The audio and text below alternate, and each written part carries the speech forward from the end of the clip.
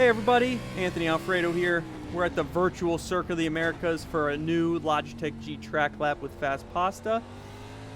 We're on iRacing, so I need to remind myself not to use too much of the curbing up because we will get a cutting the course or an off-track incident point or penalty. We're going to run third gear out up the hill into turn one and then use this uphill to our advantage as we slow the car down. You can get in a little deeper than you think just because of that compression at front downforce.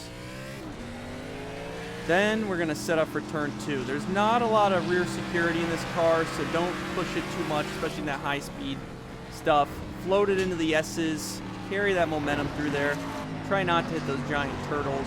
I was just doing that to show you how big they are. Little squirt of the throttle there, double apex this corner. Anywhere you can gas up a little bit to keep your momentum rolling and just shave off some time is good, as long as you're not overdriving the entries anywhere. This one's really easy to overdrive, and since we can't get on the far side of that red and white curbing, it narrows the track up a lot. And you're going to notice that on exit here as well. We got to lift a little bit. In real life, we can run wide open and way out on exit, but unfortunately, we just can't do that here without getting a penalty or a off-track incident point. Easy on the brakes in there. This thing wants to lock the rears up really easy. It also wants to spin them on exit, so make sure you're pointed nice and straight. Match those RPMs well, properly on those downshifts so you don't fight it. If you do, just keep the wheel straight, gather the car up before you try turning in, because otherwise it's going to be really loose on entry. Heavy on the brakes here into turn 12. See that little bit of looseness because I turned in while the rear wheels were locking up a little bit. I'm just going to run it through the chip and keep it in first here. Might be able to roll second, but I have a feeling it's not going to decel the way you need it to, and it's going to be too tight turning the center. Maybe a little short shift there. That's probably what we could do off of turn 12.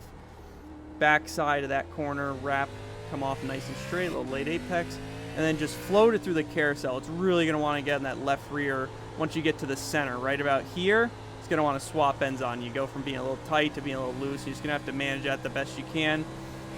Set up for this corner, don't overdrive it. Make sure we use this curb on the left.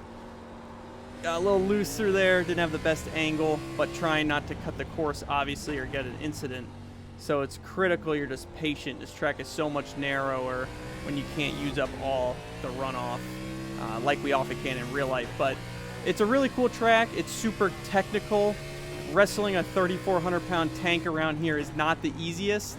So I definitely recommend you be patient, manage the tires as well as you can, and just be patient because the tires are going to fall off a lot. There's not a lot of grip. The corners are very sharp, and it's definitely going to be a game of patience this week. So hopefully some of those tips help you get around here. Once you get up to speed, like I said, just take care of it.